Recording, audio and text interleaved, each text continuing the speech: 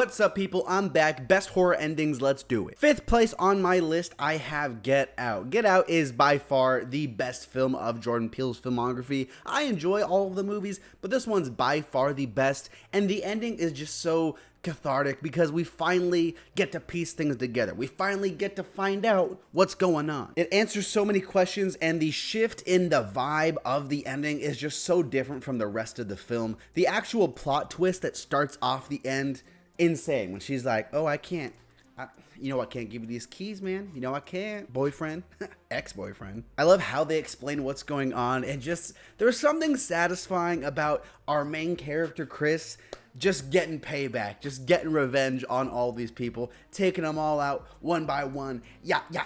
It's pretty satisfying, and then we get Rod at the end coming in clutch to save our boy Chris. It's a great ending that I absolutely love. Up next, I have Psycho. Again, kind of like Get Out, Psycho is a movie where most of the time, you don't really know what's going on. Is this old lady dead? Is she killing people?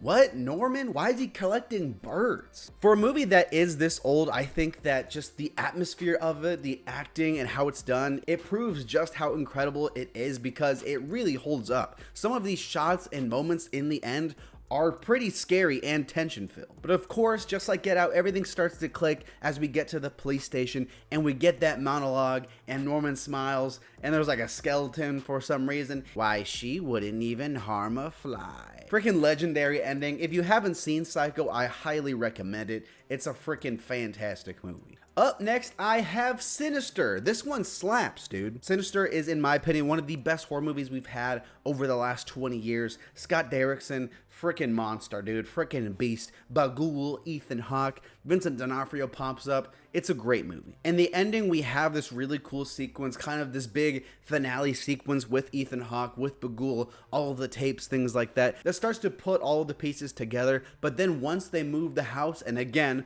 the reveal. It's funny that all of the reveals are just in the endings, but like still, it's good stuff. It's freaking unsettling, dude. It shakes you down to your core. It's an ending that has stuck with me for a long time, ever since I saw it, and I'll probably always remember it because it's so freaking good. Up next, I have Insidious. No big reveals in here, okay? There's kind of a big reveal. This whole grand finale in The Further is great. We've had teases, little hints here and there of the lipstick demon popping up throughout the whole thing, but this final confrontation with him,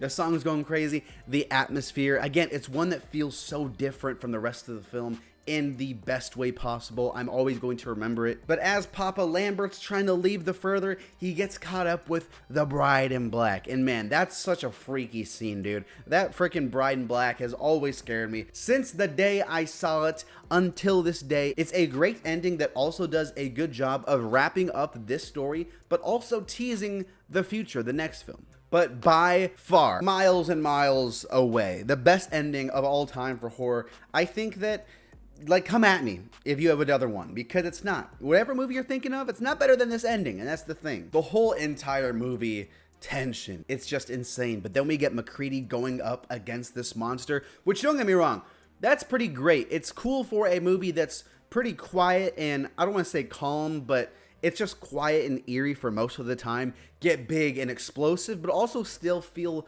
in line with what the rest of the movie did. It's how you earn that big grand finale throughout the whole entire runtime. But the best part about it is McCready and Childs at the end.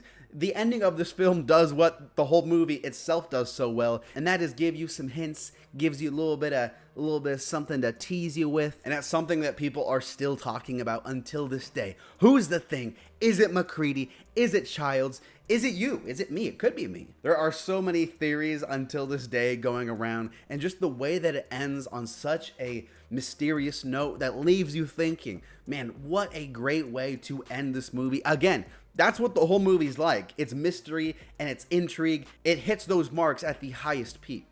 That is my list, though. Let me know what horror movies you think have the best endings. I'm making new videos every single day. Try and hit 1,000 subs, making Halloween content, scary movie content around the month of October. So let's do it. Thank you. Subscribe. Bye.